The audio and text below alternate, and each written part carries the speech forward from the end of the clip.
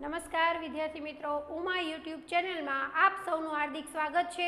આજે આપણે ધોરણ 12 અર્થશાસ્ત્રમાં પ્રકરણ 2 વૃદ્ધિ અને વિકાસના નિર્દેશકો એ ચેપ્ટર સમજવાનું છે।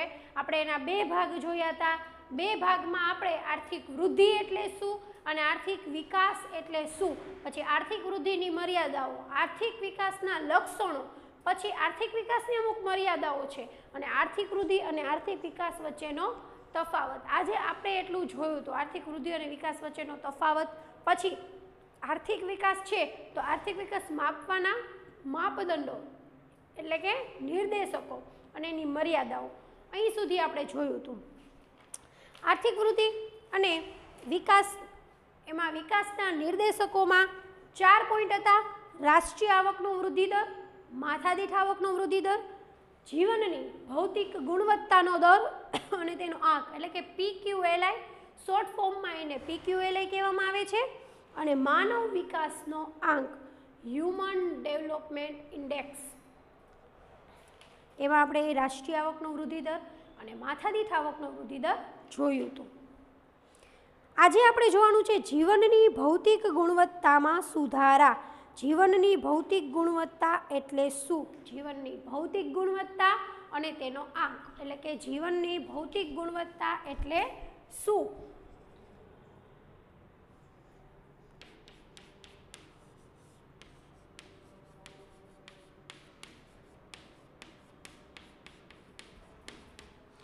જીવનની ભૌતિક ગુણવત્તા એટલે શું?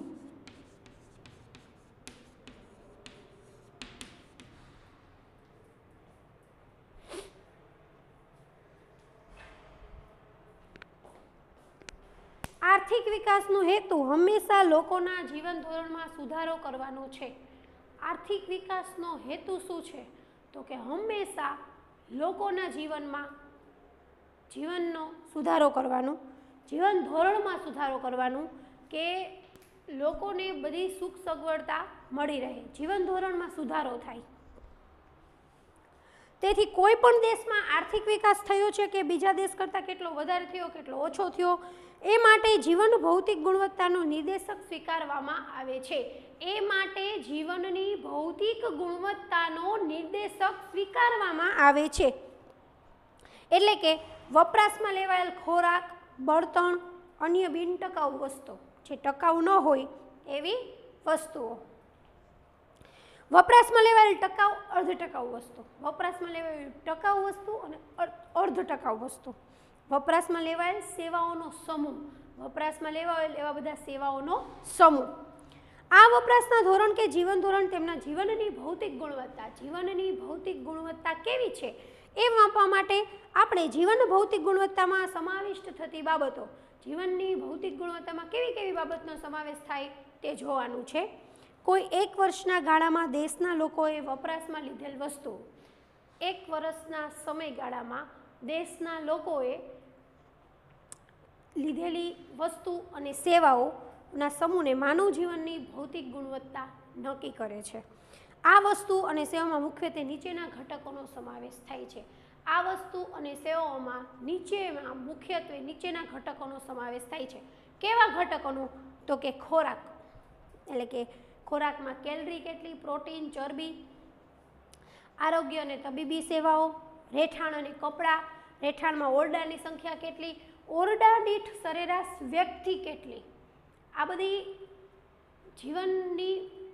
જીવન ધોરણમાં સુધારો લાવવાની વસ્તુઓ છે કે જીવનની ભૌતિક ગુણવત્તામાં સુધારા, કે જીવનની ભૌતિક ગુણવત્તા શું છે, કે કોઈ એક દેશમાં એક વર્ષમાં વ્યક્તિને કેટલી કેટલી વસ્તુઓની જરૂર પડે છે। એમાં આપ્યું છે કે કોઈ એક વર્ષના ગાળામાં દેશના લોકોએ વપરાશમાં લીધેલ વસ્તુ અને સેવાઓના સમૂહને, વપરાશમાં લીધેલી વસ્તુ અને સેવાઓના સમૂહને જીવનની ભૌતિક ગુણવત્તા કહેવામાં આવે છે। શિક્ષણ અને મનોરંજન, પરિવહન અને માહિતી પ્રસારણ, રસ્તા, રેલવેની લંબાઈ, ટેલિફોન સંખ્યા, ઉર્જા શક્તિ, માથાદીઠ ઉર્જાની વપરાશ કેટલી છે, વીજળીની, દેશની વસ્તીને મળતું પીવાનું ચોખ્ખું પાણી, સરેરાશ આયુષ્ય, બાળ મૃત્યુનું પ્રમાણ, ડ્રેનેજની સુવિધા એટલે કે ગટરની સુવિધા। જો ઉપરયુક્ત 10 બાબતમાં સુધારો થઈ રહ્યો હોય એટલે કે આ બધી બાબતો એવી છે કે લોકોના જીવન ધોરણમાં સુધારાની છે. તો આ બધી બાબતમાં સુધારો થયો હોય તો દેશમાં માનવ જીવનની ભૌતિક ગુણવત્તા સુધરી છે એમ કહી શકાય. એટલે કે આ બધી વસ્તુમાં જો સુધારો થયો હોય તો દેશમાં માનવ જીવનની ભૌતિક ગુણવત્તા સુધરી છે તેવું કહી શકાય. જો સુધારો ન થયો હોય તો આ ક્ષેત્રમાં સુધારાની જરૂર છે અથવા તો કયા ક્ષેત્રમાં સુધારાની જરૂર છે એના ઉપાયો યોજી દેશના વિકાસને વધારી શકાય છે. એના ઉપાયો આપણે યોજવાના હોય અને આ દેશના વિકાસને વધારી શકાય છે કે આમાંથી કયા ક્ષેત્રનો સુધારો કરવાનો છે એમાં ઉપાય શોધવો પડે. માનવ જીવનના કોઈ પણ નિર્દેશકને સાપેક્ષ રીતે પણ રજૂ કરી શકાય. માનવ જીવન છે એના કોઈ પણ નિર્દેશકને સાપેક્ષ રીતે પણ રજૂ કરી શકાય. સૌથી ઊંચું મૂલ્ય ધરાવતા નિર્દેશકને 100નો આંક અપાય છે. સૌથી ઊંચું જે મૂલ્ય દર્શાવતું હોય એ નિર્દેશકને શેનો આંક અપાય? 100નો આંક અપાય છે કે સૌથી ઊંચું મૂલ્ય ધરાવે છે. જીવનની ભૌતિક ગુણવત્તા સુધારવા ઉપર વિકાસશીલ દેશ હવે વધારે ધ્યાન આપે છે. જીવનની ભૌતિક ગુણવત્તા સુધારવી હોય તો જે વિકાસશીલ દેશો છે એમાં વધારે ધ્યાન આપે છે કે જીવનની ભૌતિક ગુણવત્તા લોકોની સુધરશે તો દેશનો આર્થિક વિકાસ થશે. એટલે વિકાસશીલ દેશો છે એ વધુ ધ્યાન આપે છે. હવે છે જીવનની ભૌતિક ગુણવત્તાનો આંક.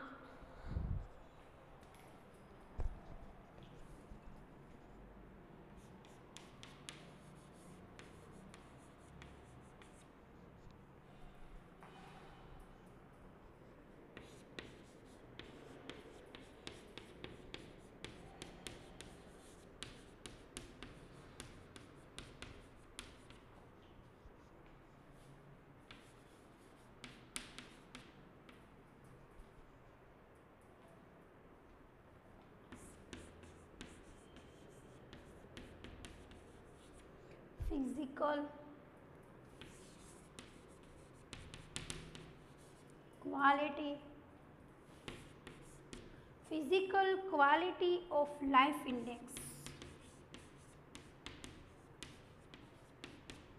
લાઈફ ઇન્ડેક્સ એટલે કે PQLI. આને કહેવાશે PQLI. શોર્ટ ફોર્મ છે PQLI. રાષ્ટ્રીય આવકની અને માથાદીઠ આવકનો વિકાસનો સાચો નિર્દેશક નથી. રાષ્ટ્રીય આવક અને માથાદીઠ આવકનો વધારો, રાષ્ટ્રીય આવકમાં વધારો થાય કે માથાદીઠ આવકમાં વધારો થાય એ આર્થિક વિકાસનો સાચો નિર્દેશક નથી. એટલે કે સાચો માપદંડ નથી. તેની અનેક મર્યાદાઓ છે. તેની પણ અનેક મર્યાદાઓ છે. દેશની વધતી આવક, દેશમાં જે વધતી આવક અમુક લોકોના હાથમાં કેન્દ્રિત થાય, દેશમાં જે વધે છે એ આવક અમુક લોકોના હાથમાં કેન્દ્રિત થાય તે વિકાસ નથી. દેશનો વિકાસ એવો હોવો જોઈએ કે ગરીબોના જીવન ધોરણને ઊંચું લાવે. દેશનો વિકાસ જ એવો હોવો જોઈએ કે ગરીબોનું જે જીવન ધોરણ છે એ ઊંચું આવે. કે જીવનની ભૌતિક ગુણવત્તાનો આંક છે physical quality of life index, એટલે કે જીવનની ભૌતિક ગુણવત્તાનો આંક. દેશની વધતી આવક છે એ અમુક લોકોના હાથમાં કેન્દ્રિત થાય તે વિકાસ નથી. દેશનો વિકાસ એવો હોવો જોઈએ કે ગરીબોના જીવન ધોરણને ઊંચું લાવે. દેશનો હંમેશા વિકાસ એવો હોવો જોઈએ કે જે ગરીબોનું જીવન ધોરણ છે એ ઊંચું આવે, એને જ સાચો દેશનો વિકાસ થયો છે એમ કહેવાય. નાગરિકોની પ્રાથમિક જરૂરિયાત સંતોષાય. જે લોકો પાસે ખોરાક, કપડાં, રહેઠાણ, પાણી નથી એ લોકોની પ્રાથમિક જરૂરિયાત છે એ સંતોષાય. આ બાબતને ધ્યાનમાં રાખીને મોરિસ ડેવિસ મોરિસે જીવનની ભૌતિક ગુણવત્તા આંકની રજૂઆત કરી છે. જીવનની ભૌતિક ગુણવત્તા આંકની રજૂઆત કરી છે જેને ટૂંકમાં PQLI તરીકે ઓળખવામાં આવે છે. જીવનની ભૌતિક ગુણવત્તાનો આંક. આ આંકમાં માનવ જીવનના ભૌતિક ગુણવત્તામાં સુધારાને આર્થિક વિકાસ ગણવામાં આવે છે. આ આંકમાં ભૌતિક ગુણવત્તામાં જે સુધારો થાય એને આર્થિક વિકાસ ગણવામાં આવે છે. કે ભૌતિક ગુણવત્તાના આંકમાં સુધારો થાય એને કહેવાય આર્થિક વિકાસ.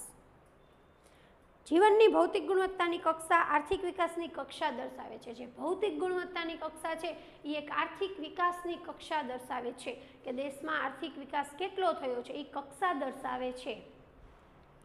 કોઈ એક દેશ કે રાજ્યમાં બીજા દેશ કે રાજ્યની તુલનામાં માનવ જીવનની ભૌતિક ગુણવત્તા ચડિયાતી હોય છે. માનવ જીવનની જે ભૌતિક ગુણવત્તા છે એ ચડિયાતી હોય છે. એનો અર્થ એવો થાય છે કે દેશમાં રાજ્યોમાં આર્થિક વિકાસની કક્ષા એટલે કે સપાટી ઊંચી છે. ભૌતિક જીવનની ગુણવત્તા માપવા માટે 3 ધોરણો દર્શાવાય છે. ભૌતિક જીવનની ગુણવત્તા દર્શાવવા 3 ધોરણો દર્શાવાય. કયા કયા ધોરણો? તો કે શિક્ષણનું પ્રમાણ, અપેક્ષિત આયુષ્ય અને બાળ મૃત્યુ દર. આ છે જીવનની ભૌતિક ગુણવત્તાના આંકમાં સમાવિષ્ટ થતી બાબતો. એમાં શિક્ષણનું પ્રમાણ, અપેક્ષિત આયુષ્ય અને બાળ મૃત્યુ દર, આ 3 પોઈન્ટ એવા છે કે જે જીવનની ભૌતિક ગુણવત્તાનો આંક દર્શાવે છે. શિક્ષણનું પ્રમાણ, તો કે દેશમાં સાક્ષરતાનું પ્રમાણ શિક્ષણની સ્થિતિ દર્શાવે છે. દેશમાં જે સાક્ષરતાનું પ્રમાણ છે એ દેશની શું દર્શાવે છે? શિક્ષણની સ્થિતિ, કે દેશમાં કેટલા લોકો શિક્ષિત છે, કેટલા અશિક્ષિત છે. દેશમાં શિક્ષણ મેળવેલી વસ્તીની ટકાવારીના આધારે શિક્ષણનું પ્રમાણ જાણી શકાય છે. શિક્ષણ મેળવેલી જેટલી વસ્તી છે એ ટકાવારીના આધારે શિક્ષણનું પ્રમાણ જાણી શકાય છે. હવે એનું અપેક્ષિત આયુ કે બાળક જન્મો છે તો એ કેટલા વર્ષનું આયુષ્ય ભોગવશે એની અપેક્ષિતતાને કહેવાય અપેક્ષિત આયુષ્ય. આ બાળક જન્મ્યું તો એ આશરે કેટલા વર્ષ આયુષ્ય ભોગવશે? જે પ્રજાનું સરેરાશ આયુષ્ય દર્શાવે છે કે આ બાળક અંદાજે આટલું આયુષ્ય ભોગવશે એવી આપણે અપેક્ષા રાખીએ, એને કહેવાય અપેક્ષિત આયુષ્ય. અપેક્ષિત આયુષ્ય વધે તો આરોગ્યની સેવા સારી છે તેમ કહી શકાય. જો અપેક્ષિત આયુષ્ય વધે તો આરોગ્યની સેવા સારી છે એવું કહી શકાય. બાળ મૃત્યુ દર વર્ષ દરમિયાન કેટલા બાળ મૃત્યુ દર થાય? જીવતા જન્મેલા 10,000 બાળકોએ 1 વર્ષનું આયુષ્ય પૂર્ણ કરતા પહેલા મૃત્યુ પામતા બાળકોની સંખ્યાને બાળ મૃત્યુ દર કહે છે.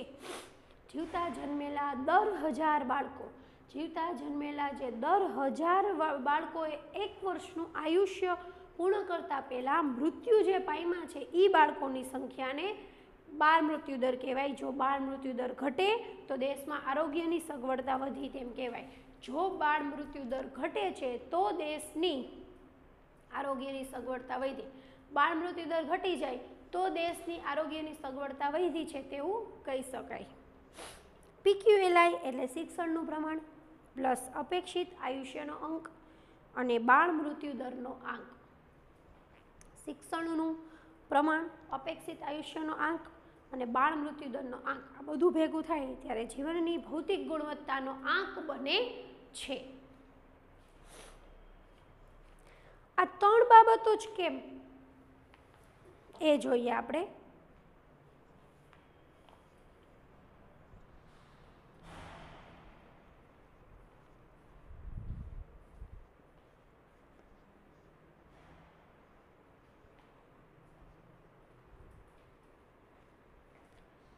બાબતો જ કેમ?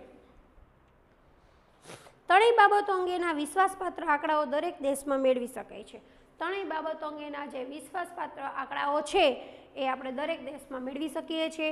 3 નિર્દેશક છે, પરિબળ છે, પ્રયત્ન નહીં પરંતુ પરિણામ દર્શાવે છે. આ 3 બાબત છે એ એક આખી પરિણામ દર્શાવે છે.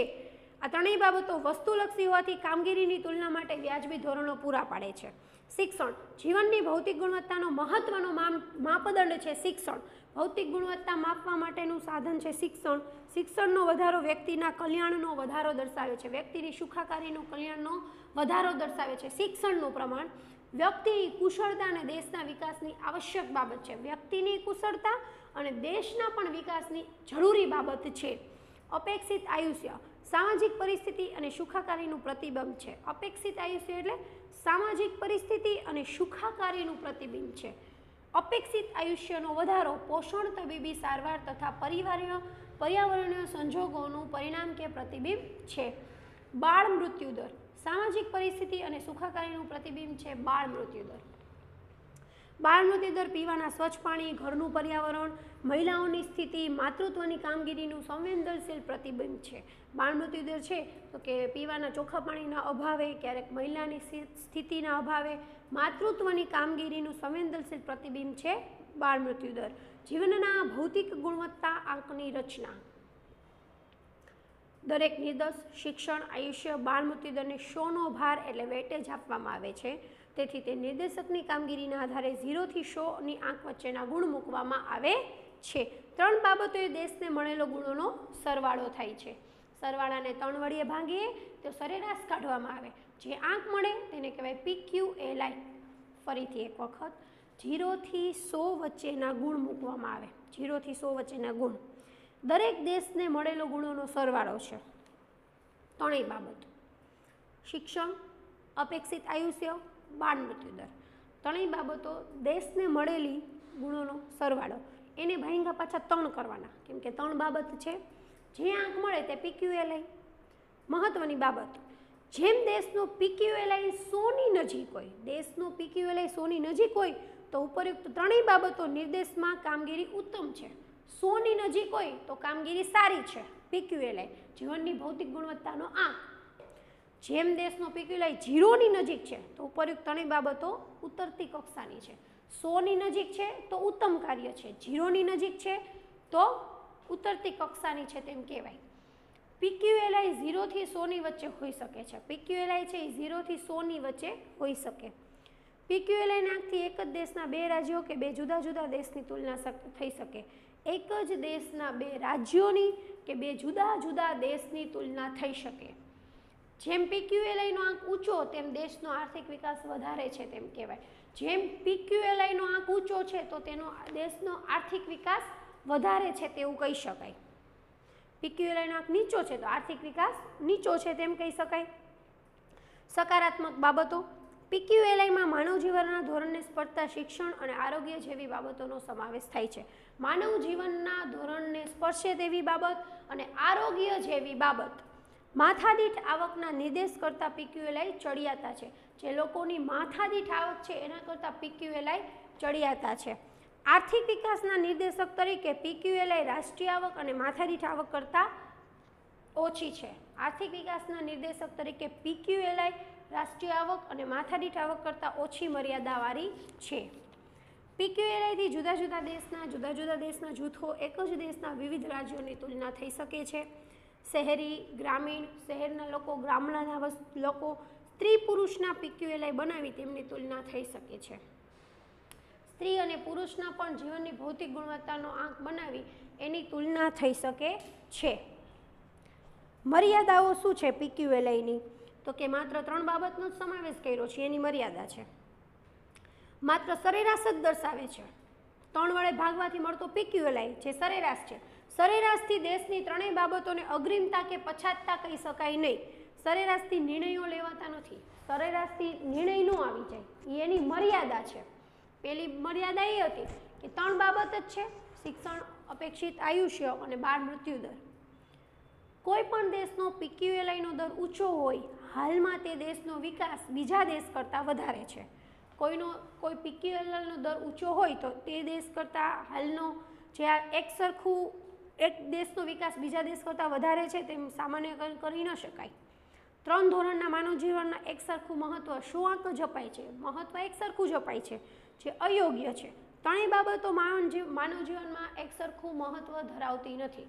લોકોના જીવનમાં આ ત્રણેય બાબત છે એ એકસરખું જ મહત્વ ધરાવતી નથી. જીવનની ભૌતિક ગુણવત્તા આંકમાં આવક વૃદ્ધિ મહત્વની છે, જેની ઉપેક્ષા કરી છે. ધનિક દેશોની PQLI વધવાની ગતિ ધીમી હોય છે. ધનિક દેશોનો PQLI વધે એ ગતિ ધીમી હોય, કારણ કે સરેરાશ આયુષ્ય અમુક હદથી વધારી શકાતું નથી. જે સરેરાશ આયુષ્ય છે એ અમુક હદથી વધારી શકાતું નથી. આજની સ્થિતિમાં વિશ્વમાં 2003 પછી PQLIની ત્રણેય બાબતને આધારે બનતા આંકને બદલે તેમાં માનવ જીવનને સ્પર્શતી બીજી 3 બાબતનો સમાવેશ કરી શકાય. એ જીવનની ગુણવત્તાનો આંક તૈયાર થાય છે, એને કહેવાય માનવ વિકાસનો આંક. હવે આપણે જોઈએ માનવ વિકાસનો આંક.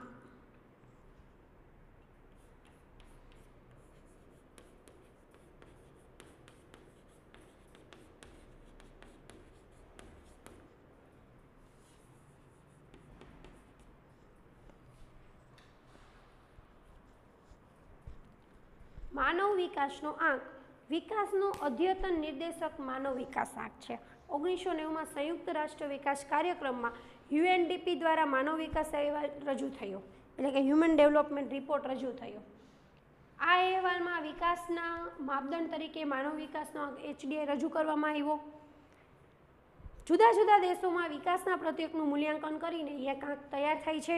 1990થી HDIને માપવા માટે જે વિવિધ ન્યૂનતમ અને મહત્તમ મૂલ્યનો ઉપયોગ થતો હોય, વધારે અને ઓછો જે મૂલ્યનો ઉપયોગ થાય એને 2010માં સુધારો કરવામાં આવ્યો. માનવ વિકાસ આંકના ઘટકો 3 પરિબળો ધ્યાનમાં લેવાય. સુગમ બને એટલે માટે 3 પરિબળો ક્યાં ક્યાં છે? તો કે અપેક્ષિત આયુષ્ય, જ્ઞાન અને સારું જીવન ધોરણ. અપેક્ષિત આયુષ્ય, જ્ઞાન અને સારું જીવન ધોરણ. તો અપેક્ષિત આયુષ્ય શૈક્ષણિક સિદ્ધિ, જ્ઞાનનો આંક એટલે કે સામાજિક સિદ્ધિ દર્શાવે છે, જ્ઞાન, અને જ્ઞાન એટલે શિક્ષણ, અને જીવન ધોરણ દર્શાવતો આંકનો આંક આર્થિક સ્થિતિઓ દર્શાવે છે. અપેક્ષિત આયુષ્ય, જ્ઞાન અને સારું જીવન ધોરણ. અપેક્ષિત આયુષ્ય એટલે શું? જે આપણે પહેલાં પણ જોયું કે જન્મ સમયે વસ્તીનું અપેક્ષિત આયુષ્ય કેટલું છે. અપેક્ષિત આયુષ્ય એટલે જન્મ સમયે વસ્તીનું અપેક્ષિત આયુષ્ય કેટલું છે તેના આધારે આંક અપાય છે. જો 50 વર્ષથી ઓછું આયુષ્ય તો તંદુરસ્તીની વંચિત ગણાય. 50થી જેનું ઓછું આયુષ્ય છે તો તંદુરસ્તીથી વંચિત ગણાય છે. તંદુરસ્તીથી જેમ આયુષ્યનો આંક ઊંચો તેમ સ્થિતિ સારી માનવામાં આવે છે. આયુષ્યનો આંક ઊંચો એમ એની સ્થિતિ સારી માનવામાં આવે છે. જ્ઞાન, શિક્ષણ. જ્ઞાનનું પ્રમાણ જાણવા પુખ્ત શિક્ષિતોની ટકાવારી કેટલી છે તે જાણવામાં આવે છે. જ્ઞાનનું શિક્ષણ જાણવું હોય તો પુખ્ત શિક્ષિતોની ટકાવારી કેટલી છે તે જાણવામાં આવે છે. આમ 15 વર્ષ અને તેનાથી વધુ ઉંમરના વ્યક્તિના અક્ષર જ્ઞાનને ધ્યાનમાં લેવાય છે. 15 વર્ષ અથવા તો તેથી વધુ ઉંમરના વ્યક્તિના અક્ષર જ્ઞાનને ધ્યાનમાં લેવાય, એને કહેવાય જ્ઞાન અથવા શિક્ષણ. જેમાં 2 બાબતનો સમાવેશ થાય: સ્કૂલિંગના સરેરાશ વર્ષ અને સ્કૂલિંગના અપેક્ષિત વર્ષ, કે દેશમાં શાળા કક્ષા માટે કેટલા વર્ષ અપેક્ષિત છે. દેશમાં શાળા કક્ષા માટે કેટલા વર્ષ, દેશમાં શાળા કક્ષા માટે કેટલા વર્ષ અપેક્ષિત છે? જે વ્યક્તિ ભણવાનો છે તો એના વર્ષ સ્કૂલ માટે કેટલા છે, શાળા કક્ષા માટે કેટલા વર્ષ સુધી શાળા કક્ષા માટે હોય, કેટલા વર્ષ અપેક્ષિત છે.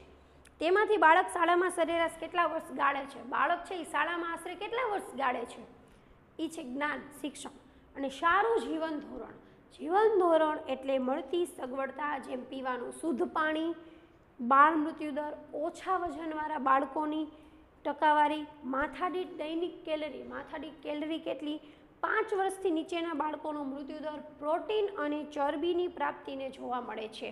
સારું જીવન ધોરણમાં પીવાનું શુદ્ધ પાણી, આરોગ્યની સેવા, સેનિટેશનની સુવિધા, બાળ મૃત્યુદર, ઓછા વજનવાળા બાળકોની ટકાવારી, પ્રોટીન ચરબીની પ્રાપ્તિ અને સારા જીવન ધોરણનો આંક ઉપર હોય છે.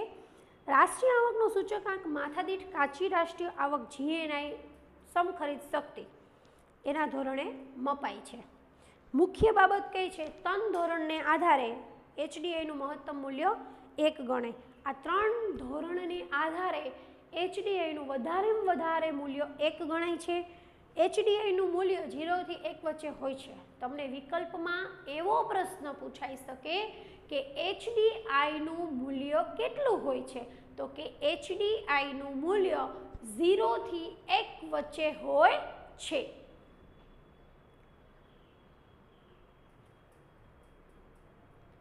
જે દેશનું HDI 1ની નજીક હોય તે વધુ વિકસિત ગણાય. તેને HDIમાં ઊંચો ક્રમ મળે છે, 1ની નજીક હોય. જે દેશનું HDI 1થી દૂર છે એને HDIમાં ક્રમ નીચો આવે છે, કારણ કે HDIનું મૂલ્ય 0 થી 1 વચ્ચે હોય છે. HDIનું મૂલ્ય કેટલું હોય છે? તો કે 0 થી 1 વચ્ચે હોય છે.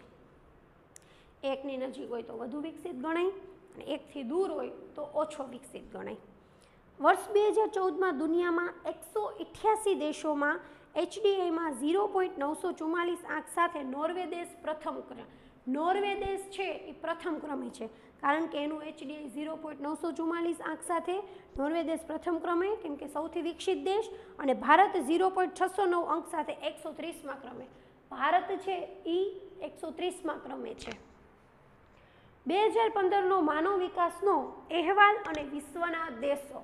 2015નો માનવ વિકાસનો અહેવાલ, જે માનવ વિકાસનો અહેવાલ રિપોર્ટ તૈયાર કર્યો છે એ અને વિશ્વના દેશો. વર્ષ 2015માં માનવ વિકાસનો અહેવાલ HDR રજૂ થયો તેમાં વર્ષ 2014માં વિશ્વના દેશોની માનવ વિકાસ આંકમાં સ્થિતિ શું હતી? વિશ્વના દેશોની માનવ વિકાસના આંકની સ્થિતિ શું હતી તે 25 મુજબની અનુસૂચિ દર્શાવે છે. એ આપણે કોષ્ટક 2.3માં જોઈએ તો દેશ કયો કયો છે? નોર્વે, અમેરિકા, ચીન, ભારત, પાકિસ્તાન, નાઇજર. એમાં HDI 2014માં 0.944 ક્રમ પહેલો, અમેરિકાનો 0.915 ક્રમ 8, ચીનનો 0.727 ક્રમ 90, ભારતનો 130મો ક્રમ, પાકિસ્તાનનો 147નો ક્રમ ને નાઇજરનો 188નો ક્રમ. માથાદીઠ આવક પર કેપિટલ, એ બધી માથાદીઠ આવક, જન્મ સમય અપેક્ષિત આયુષ્ય, અભ્યાસના અપેક્ષિત વર્ષો અને અભ્યાસના વાસ્તવિક વર્ષો. અભ્યાસના કયા કયા વાસ્તવિક વર્ષો હોય છે? HDR 2015 અને આર્થિક સર્વે 2015-16. આ HDI આપ્યું છે દરેક દેશનું, જેમાં નોર્વે પહેલો ક્રમ છે અને ભારત 130મો ક્રમ દર્શાવે છે, ચીનનો 90નો ક્રમ છે, અમેરિકાનો 8મો ક્રમ છે, પાકિસ્તાનનો 147મો ક્રમ છે અને નાઇજર દેશનો 188 ક્રમ છે. સૌથી વધુ માનવ વિકાસ ધરાવતા 1 થી 49 રાષ્ટ્રોનું સરેરાશ માનવ વિકાસનું મૂલ્ય 0.890 છે. વધુ માનવ વિકાસ ધરાવતા રાષ્ટ્રો 50 થી 150 રાષ્ટ્રો સરેરાશ, મધ્યમ માનવ વિકાસમાં 106 થી 143 અને નીચો માનવ વિકાસ છે એ 144 થી 188. એટલે વધુમાં આપણું છે એ 130 છે, એટલે મધ્યમ માનવ વિકાસ ધરાવતા રાષ્ટ્રોમાં ભારત દેશ આવે છે. માનવ વિકાસ અહેવાલના તારણો તો કે 2014માં માનવ વિકાસની દ્રષ્ટિએ 0.944ના મૂલ્ય સાથે નોર્વેનો પ્રથમ નંબર છે. 0.944ના મૂલ્ય સાથે નોર્વે દેશ છે એનો પ્રથમ નંબર છે. ભારતનો 0.690 સાથે તેને 188 દેશોમાં તેનું 130મું સ્થાન છે. ભારતનો HDI વર્ગીકરણમાં મધ્યમ માનવ વિકાસના ગ્રુપમાં સમાવેશ થાય છે. એનો મધ્યમ ગ્રુપમાં સમાવેશ થાય છે ભારતનો, કારણ કે 130મો ક્રમ છે. 2014માં HDIમાં છેલ્લા ક્રમે આફ્રિકા ખંડ અને નાઇજર 0.348ના આંક સાથે નાઇજરનું સ્થાન છે. માનવ વિકાસ આંકનું મહત્વ. હવે જોઈએ માનવ વિકાસનો આંક જોયો, એના પછી જોઈએ માનવ વિકાસ આંકનું મહત્વ. આર્થિક વિકાસના HDIના માપદંડમાં માત્ર આર્થિક નહીં, સામાજિક કલ્યાણ પણ શિક્ષણ અને આરોગ્ય જેવા માપદંડનો સમાવેશ થાય છે. આર્થિક નહીં પણ સામાજિક અને શિક્ષણ, સામાજિક કલ્યાણના શિક્ષણ અને આરોગ્ય જેવા માપદંડનો સમાવેશ થાય છે, તેથી તે પરિપૂર્ણ બને છે. આર્થિક વિકાસના HDIમાં માત્ર આર્થિક નહીં પણ સામાજિક કલ્યાણના શિક્ષણ, સામાજિક કલ્યાણ, શિક્ષણ અને આરોગ્ય જેવા માપદંડનો સમાવેશ થાય, તેથી તે પરિપૂર્ણ બને છે. HDI આર્થિક નીતિ ઘડનારાઓને સૂચવે છે કે આર્થિક વિકાસ સાધન છે અને માનવ કલ્યાણ અંતિમ ઉદ્દેશ્ય છે. આર્થિક વિકાસ શું છે તો કે સાધન છે. જેને HDI ઘડ્યું છે એ ઘડનારાઓને સૂચવે છે કે આર્થિક વિકાસ છે એ સાધન છે, પણ માનવનું કલ્યાણ થાય, સારું થાય એ એનો અંતિમ ઉદ્દેશ્ય છે. સાચી પ્રગતિ બરાબર આર્થિક પ્રગતિ પ્લસ સામાજિક પ્રગતિ. સાચી પ્રગતિ એટલે સામાજિક પ્રગતિ અને આર્થિક પ્રગતિ. HDI વિધેયાત્મક છે. જ્યારે HDI વધે તો તેના અર્થ દેશમાં શિક્ષણ અને આરોગ્યની સ્થિતિ સુધરી રહી છે. શિક્ષણ અને આરોગ્યની સ્થિતિ સુધરી રહી છે તેમ કહી શકાય. HDIથી વિકાસમાન દેશોને ક્યાં વિકાસની શક્યતા વધારે છે, ક્યાં સરકારે વધારે કામ કરવાનું કીધું તેનો ખ્યાલ આવે.